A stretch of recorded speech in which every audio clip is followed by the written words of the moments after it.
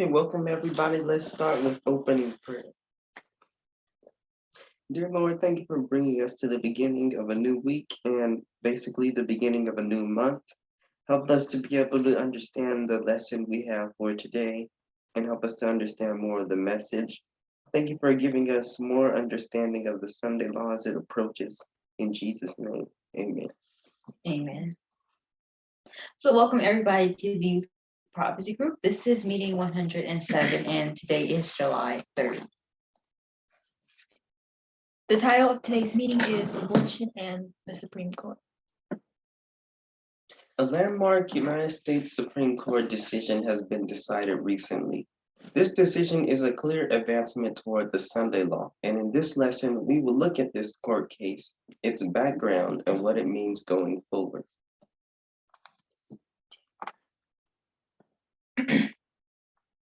Abortion rights granted. In 1969, Norma Leah Nelson McCorvey discovered that she was pregnant with her third child. At the time, she was 21 years old and struggling with poverty, so she could not afford to have another child. She wanted an abortion, but she lived in Texas where abortions were not legal unless the mother's life was in danger. Sarah Catherine Weddington and her friend from law school, Linda Coffey, wanted to make an argument for abortion at the time. Their first clients were a married couple, but the wife was not pregnant, so they did not think that their case would be taken. What they needed was a pregnant woman who wanted an abortion and would be willing to take her case to court. They also wanted to have the odds in their favor by presenting the case in front of 3 judges, and this was only possible in Dallas, Texas. Because their case was for public interest, women were allowed to offer their assistance.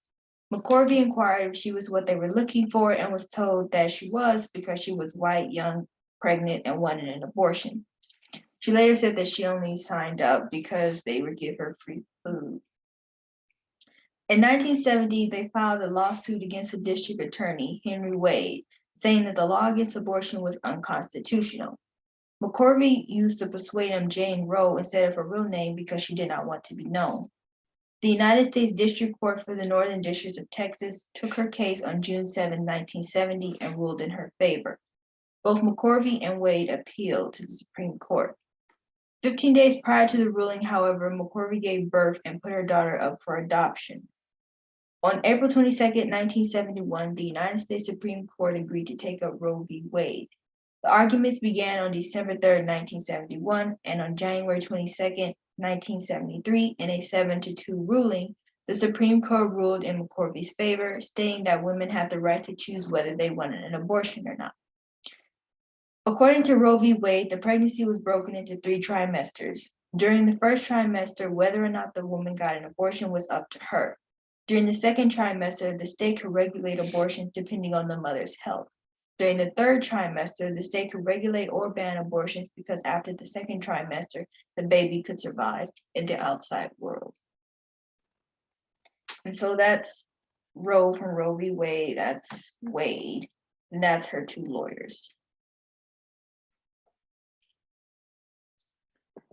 In 1988 and 1989, the state of Pennsylvania added to its abortion laws.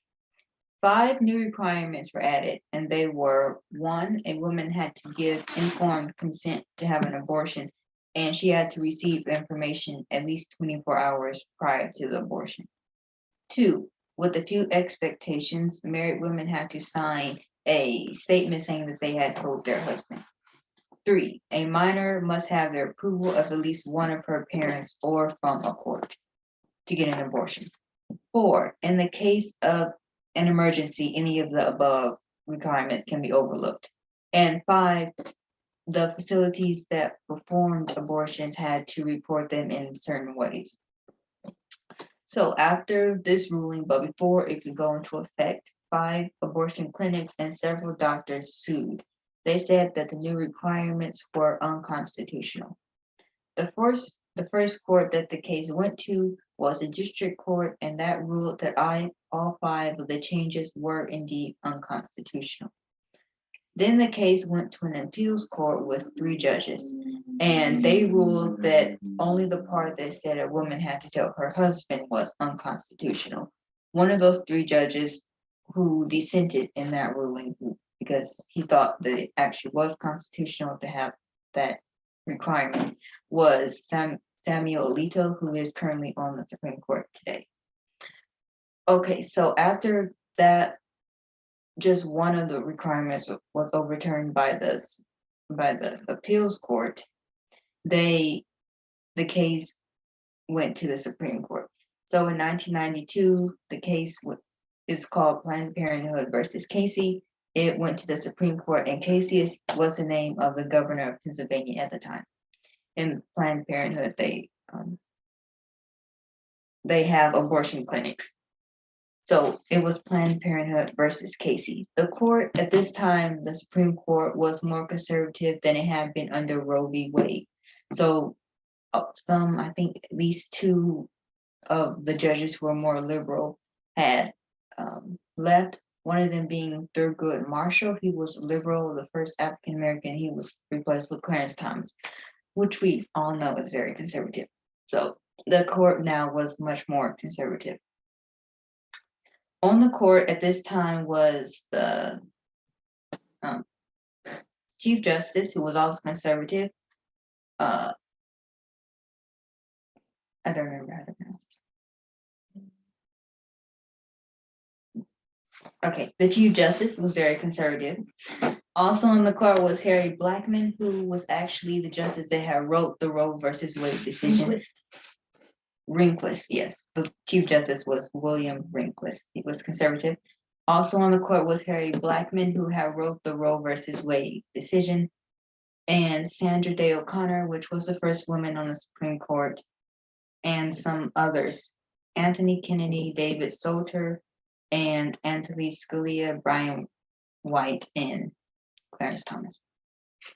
The Supreme Court ruling was ultimately 5-4 in favor of Planned Parenthood. But the justice concurred and dissented on a whole bunch of separate parts, so it was kind of a little bit mixed matched. First, they voted to uphold Roe versus Wade, and that was with a 5-4 margin. But they made a few changes, namely to the trimester system, and that was changed to viability and undue burden, which means that states could impose restrictions on abortions before the fetus is viable, only if it didn't cause an undue burden. So whereas in Roe, where in the first trimester the state could not impose restrictions, now states could, as long as they didn't cause a burden, and you could still technically get an abortion as long as you followed the restrictions. So the main justices behind this whole case were Sandra Day O'Connor, Kennedy, and Souter. And in the part of upholding Roe versus Wade, they were also joined by Blackmun and Blackmun and Stevens. Those same 5 justices also struck down the part of the Pennsylvania law that said a woman had to notify her husband, and they said that that was unconstitutional, whereas the other 4 parts were constitutional. After that, they said that part was unconstitutional. The other 4 parts, the Supreme Court said that they were constitutional, and that was by a 7-2 margin, because O'Connor, Kennedy, Souter, along with Rehnquist, Scalia, Wright, and Thomas, decided that the other requirements were fine. But like I said, Blackmun, who wrote Roe, said that they were not fine, and so did Stevens, so they didn't vote for that. And a lot of these justices also voted to keep Roe just because it was the precedent, which is the pattern of how things already were. So they decided that since Roe was already there, we should just keep Roe because, well, that's how things have been. So that was a lot of their reasons for upholding Roe and not for outlawing it at that time. But the case, Planned Parenthood versus Casey, did change Roe because it allowed some restrictions to be placed on abortions, as we know. And this case is often combined with Roe when we talk about abortion rights and access in the United States. And that's, of course, the Supreme Court that decided Planned Parenthood versus Casey. As you can see, there's Sandra Day O'Connor and Clarence Thomas and everybody else. I don't remember exactly who's who. You'll get, okay, whatever. Abortion rights overturned. The United States Supreme Court case Dobbs versus Jackson Women's Health Organization was taken up on May 17, 2021. So previously to May 17, on March 18, 2018, the state of Mississippi, which is the state in the red, passed the Gestational Age Act, and it's just called HB 1510. The act banned abortions after 15 weeks, except for in medical emergencies. Because of this, the only abortion clinic in the state, which is the Jackson's Women's Health Organization, and that's the picture, the pink building, they filed suit in a federal district court. They called for an emergency restraining order of HB 1510, and on March 20th, the district court ruled in their favor, granting their request, and they temporarily blocked the bill. The JWHO then modified their argument, saying that the bill was unconstitutional, and the JWHO is the Jackson's Women's Health Organization. So they won the case, but then they modified it, saying that they not only want the bill temporarily banned, but they're saying the bill is unconstitutional. They were resisted by a Mississippi Health State Officer, Thomas Dobbs, and others who were grouped by the name Dobbs. And those people, Dobbs, supported the bill. Still, the district court continued to side with the JWHO, and on November 20th, 2018, it officially struck down the bill. On December 14th, the United States Court of Appeals also affirmed the lower court district court's decision. So the bill was officially banned. But then on June 15, 2020, Dobbs appealed to the Supreme Court, and on May 17, 2021, the Supreme Court announced they would hear the case. So on one side, Dobbs argued that since the United States Constitution never mentions a right to an abortion, states should be able to ban it whenever they want. The JWHO argued that the right to an abortion is grounded in the 14th Amendment, quoting, "Physical autonomy and body integrity are essential elements of liberty protected by the Due Process Clause." And that's from Cornell Law School. So that's what the JWHO argued. If the Supreme Court ruled in Dobbs' favor, the right to an abortion set in place by Roe v. Wade and Planned Parenthood versus Casey will be overturned. And the Supreme Court, as we know, recently ruled on this, and we'll learn what they ruled next. On June 24, 2022, the United States Supreme Court, in a 5-4 ruling, overturned Roe v. Wade. The justices that voted to overturn the case were Justices Samuel Alito, Brett Kavanaugh, Clarence Thomas, Neil Gorsuch, Amy Coney Barrett. The justices that voted to uphold Roe v. Wade were Justices Elena Kagan, Stephen Breyer, Sonia Sotomayor, and John Roberts. Justice Alito said that the arguments in support of Roe v. Wade were so weak that it had to be overturned. Chief Justice Roberts sided with the liberals on Roe v. Wade in a 5-4 ruling. He said that the other conservative judges had gone too far by overthrowing such a landmark case. Instead of getting rid of the ruling altogether, he would have preferred to alter it. He said it was a dramatic step and would have profound effects. But regarding the ruling of the Mississippi case, Dobbs versus Jackson Women's Health Organization, he sided with the conservatives in a 6-3 ruling, which banned abortions after 15 weeks of pregnancy.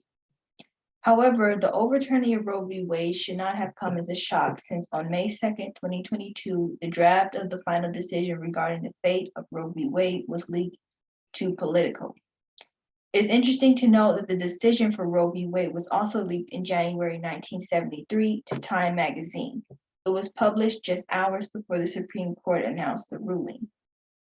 On May 3rd, 2022, Chief Justice Roberts confirmed that the document was indeed a draft by Justice Alito of the upcoming ruling. The leak surprised many people because the Supreme Court only allows access to the court's final decision before it's released to a select few people.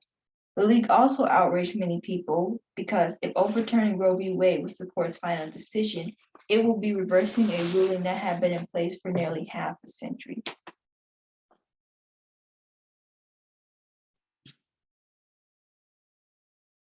3 justices dissented in the Dobbs versus Jackson Women's Health Organization case. There were the liberal justices on the court, as we would guess, Stephen Breyer, who is now retired, Sonia Sotomayor, and Elena Kagan. They said that the United States court used to have a balance between people who were for abortion, who were against abortion, by allowing states to ban abortions after viability, and place a few restrictions on it before, but the abortion still had to be possible. But they said that with this new ruling, several states will ban abortions altogether. So the people that are for abortions will be totally left behind.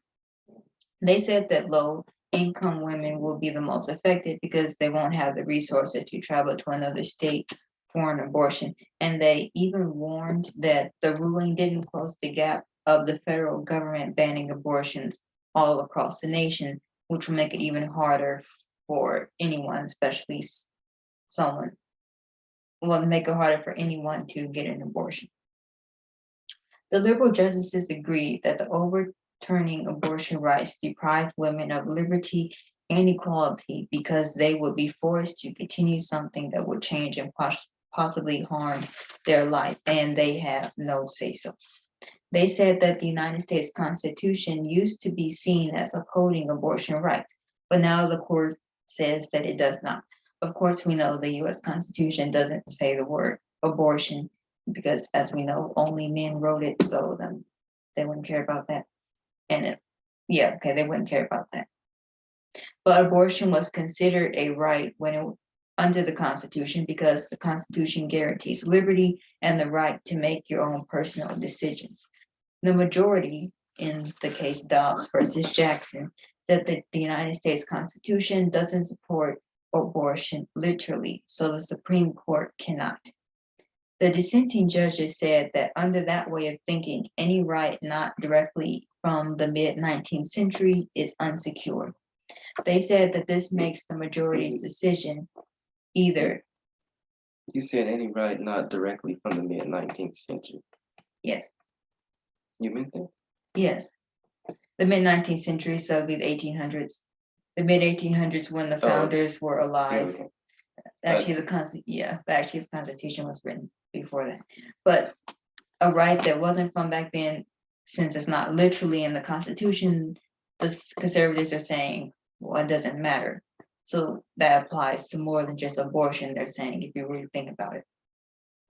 So they said that this makes the majority's decision either hypocritical or just the first steps in undoing many of Americans' rights.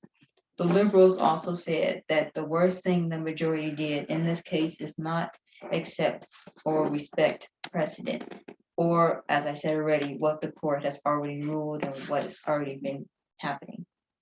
They wrote that the Supreme Court has always followed this rule unless major changes have happened or major facts have surfaced, but none of that happened this year. The only change, the dissenting justices pointed out, and the only reason this decision was made is because there is a supermajority of conservatives on the court. They accused him of being unfaithful and biased in interpreting the law, and they said that the Mississippi knew exactly what it was doing when it implemented this law, and the state wanted the battle to go all the way up to the Supreme Court so that Roe versus Wade can be overturned. And the conservative justices, according to the liberals, took the first possible opportunity to do so.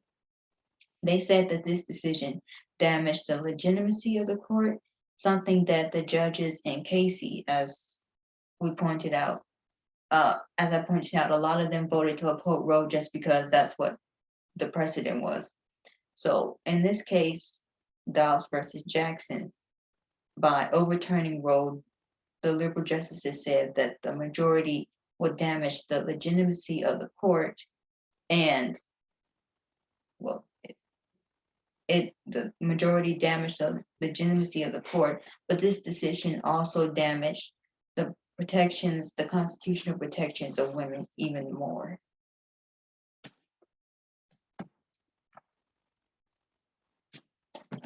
People on the left and right. The things brought to light from this recent Supreme Court case is a problem in the left wing. On June 15, 2022, Nicholas John Roski was arrested by police in Maryland, which is the United States state, near the Supreme Court Justice's Brett Kavanaugh's house. He was later charged with attempted murder. Roski was upset with the leaked Supreme Court document stating its purpose to overturn Roe v. Wade. It's suspected that Roski left California to travel to Maryland to kill a Supreme Court justice, a conservative justice, because he was mad that they supported easing gun restrictions. So he was mad about them supporting gun restrictions or easing gun restrictions, and he was also mad that they were going to overturn Roe v. Wade. He planned on breaking into a justice's house and killing them and himself. When he got near Kavanaugh's house, he called the police and told them about his plans. He was later stopped by police and arrested. At first glance, Roski seems like another far-right extremist about to attack somebody. But when we realized he was trying to kill a conservative justice who wasn't going to vote liberal, Roski was a left-wing extremist. We see he wasn't a right-wing, he was a left-wing extremist. This shows us some problems in the left wing. The far right isn't the only source of extremism, but it can come from the far left as well. Just because we're left wing, we aren't safe from dangerous ideas that can radicalize people. The far left can be just as dangerous as the far right. This is one thing that this movement is beginning to understand. Far right ideology isn't the entire source of extremism, but it can come from the far left or left wing as well. And as we can see, we have the right wing and the left wing. We usually think all the extremism comes from the far right, militia groups and stuff like that, but it actually can come from the far left as well. So we have to make sure we're aware of far left ideology to avoid it. The overturning of Roe v. Wade was just the beginning. Justice Clarence Thomas does not want to just stop at abortion rights. He stated that the court should reconsider rulings on contraception, which is ways to not get pregnant in the first place, and same-sex marriage. He wants the court to look into cases such as Griswold versus Connecticut, which was decided in 1965 and gave married couples access to contraception. And he also wants the court to look at Obergefell versus Hodges, which was decided in June 2015 and legalized gay marriage across the United States. Clearly, he and other conservative judges do not just want to take away the rights of women, they want to take away the rights of the LGBTQ plus community as well. And that's him. Abortion rights now. Since the United States overturned Roe and Casey, abortion is either illegal or soon to be illegal in much of the United States. Even before Dobbs versus Jackson Women's Health Organization, even before that case was decided, many states were passing laws that restricted abortions. Some states have old laws from before Roe that restrict or outlaw abortion, and since Roe is now overturned, those old laws can go back into effect. Other states have what are called trigger laws, and they were passed so that if Roe was overturned, they would immediately go into effect and either ban or restrict abortion. Some of these laws went into effect immediately, and some don't go into effect until someone like the governor certifies the Supreme Court's decision. In certain states, restrictive abortion laws were blocked by courts because of Roe, but now since Roe is gone, the courts have no reason to block those laws. Abortion restrictions in the United States vary from state to state, ranging from a total ban on abortion, usually with the exception if the mother's life is at risk, to abortions that are legal at any time, even after viability. Generally, as usual, the Republican states or the Republican-led states have the restrictions and bans while the Democratic states do not. In some states, abortion is currently legal, but there's a possibility that Republican leaders will restrict it. And only roughly half of the states in the United States, between 20 and 28, depending on whose map you look at, abortion is still legal and likely will be. So there's 50 states. So about half of the states in the United States have abortion that will stay legal. And the other half, most likely, it will not be legal. And plenty of states it already isn't. So that's a map from a few days ago showing what abortion looks like. We'll just say currently in the United States, according to this state by state. So as you can see, some it's legal, some places it's not anymore, and there are plenty of states where we really don't know yet. Abortion rights in the Sunday law. Dobbs versus Jackson's Women's Health Organization was a clear advancement toward the Sunday law. The Sunday law on the 144,000th line is the next waymark to take place. This Sunday law won't happen unexpectedly, but events related to it will become more and more intense as the Sunday law approaches. 2014 was the first waymark that a type of Sunday law took place on our line. In our time, not necessarily 144,000 line. Well, yeah, 140 in our time. Okay. Then we had 2019, then 2021. But in between these waymarks, we have Sunday law events swelling. This recent United States Supreme Court case is one of those events that build up towards the Sunday law. We recently got a glimpse of what the Sunday law will look like. We know that it will be an issue of gender equality, and we know that Ellen G. White tells us the Sunday law comes from the legislative and judicial branches of government. And what did we see? We saw a judicial branch of government strike down another established form of gender equality, abortion. This is what the Sunday law will look like. It doesn't have to be Protestantism visibly working, and it doesn't have to be the papacy pulling the strings. The Sunday law in our time will look like today. What seems to be politics is an effort to prevent gender equality. So in summary, we began by looking at 3 court cases. The first one was the Roe v. Wade court case in 1973, and it legalized abortions in the United States. Then in 1992, there was another court case, and it modified Roe v. Wade, saying abortions aren't legal at any time, but they're legal until viability. Then states can start restricting stuff. And then recently, in 2022, the Dobbs versus Jackson's Women's Health Organization case was decided, and it overturned Roe v. Wade and Planned Parenthood versus Casey, meaning abortions are no longer a right protected by the Constitution. So states, mostly Republican states, are beginning to ban it or already have banned it. And then we looked at how 5 justices voted to overturn Roe v. Wade and 4 voted to uphold it. One of the 4 was a conservative, Roberts, who didn't want to overturn the precedent, but obviously 4 wasn't enough and the 5 majority won. And then we looked at some things about liberals and conservatives. One thing we learned about the liberal from the example of that guy trying to kill a justice is that far left people or some left-wing people can be just as extreme as some conservatives. So the far right isn't the only source of extremism, but it can come from the left wing as well. We also learned about some conservatives and how Clarence Thomas was saying they should relook at other established court cases such as Obergefell versus Hodges. And that just shows that conservatives are planning on overturning more laws that establish gender and LGBTQ+ rights. And lastly, we saw how the Sunday law comes from the legislative and judicial branches of government, and the Sunday law deals with gender equality. And that is exactly what happened in this recent Supreme Court case. So the case shows us what the Sunday law looks like. So does anybody have any questions or comments?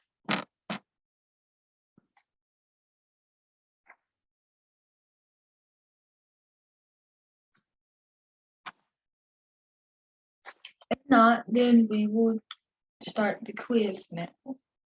The first question, when was Roe v. Wade ruled on? Or when was it When was abortion legalized in all states in the United States?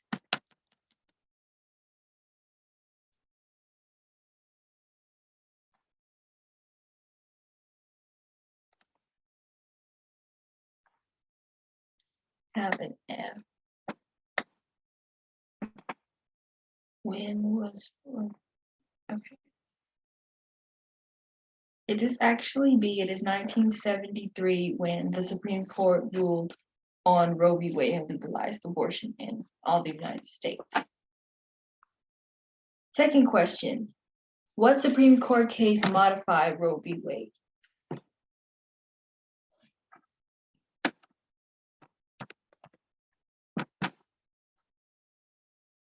What Supreme Court case modified Roe v. Wade?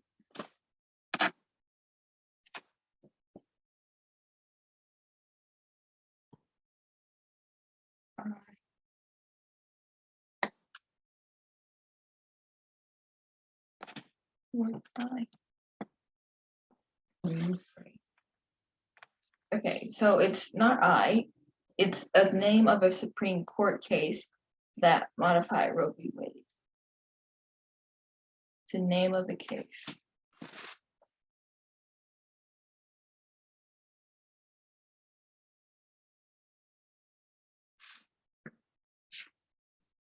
T. Okay. Fortunately, it was actually G. It was Planned Parenthood versus Casey, which is the Supreme Court case that modified Roe v. Wade or added on to it.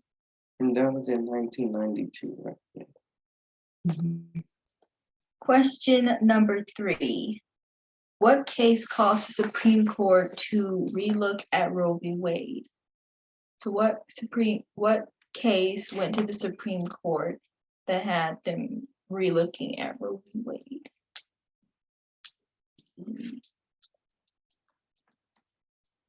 Okay, it's not E. It is A, the name of a case. So like the last question is the name of a case that the Supreme Court, that went to the Supreme Court that had them relooking at Roe v. Wade. I'll give you a hint. You already said it. So it is the name of the Supreme case. That. Okay.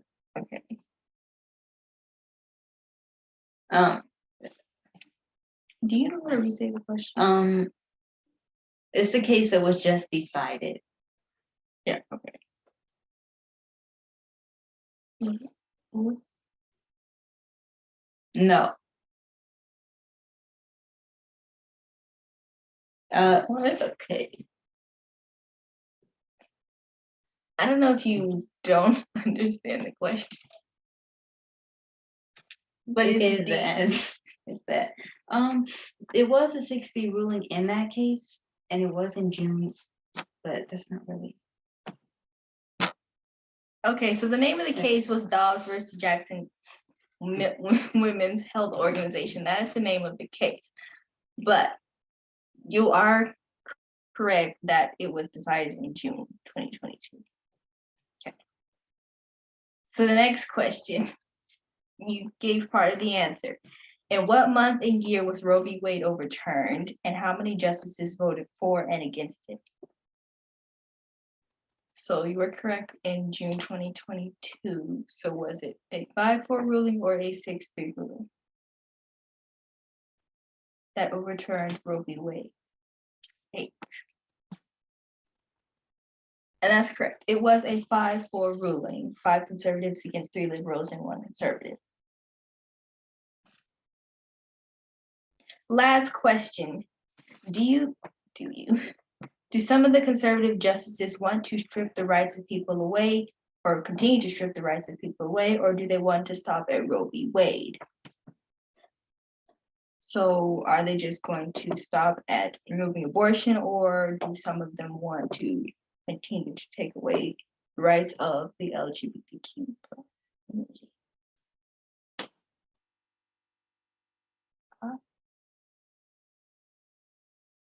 We talked about Clarence Thomas, who Yes, E. They want to continue taking away people's rights. So as she said, we talked about Clarence Thomas saying he wants to look at a case like Obergefell versus Hodges, which legalized gay marriage in all of the United States. So congratulations. Thank you for participating.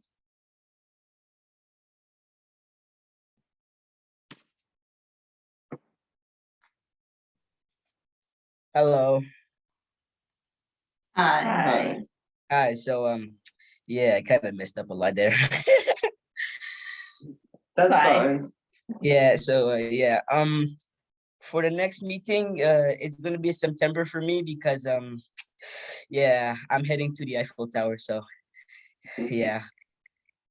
okay, that's Okay. good. Then we'll see you in September. Yeah. Yeah. Oh yeah, I also messed up quite a lot there. I was answering so many wrong questions, so many what is it, the answers, and I messed up. Oh, I'm so sorry. It's fine. It's okay as long as You you get it now. understand. Yeah, now. Yeah, okay, I do. I'm sad though. Have a safe trip. Yeah, thank you. You guys have a good day as well. Thank you. Okay. So if you have questions or if you want notes, updates, or recordings, you can contact us at youthprophecygroup@gmail.com. And the next meeting will be in 2 weeks on July 17th. Let's close with prayer.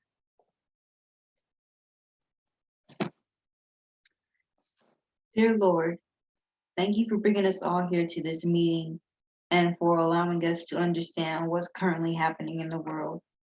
Thank you for giving us this message and letting us know that we're getting closer to the Sunday law. And we can see already events that are connected to that already happening. Please be with us during this upcoming week and be with us, protect us and keep us safe. Thank you for providing for all of our needs and give us your Holy Spirit. In Christ's name, amen. Bye. Bye.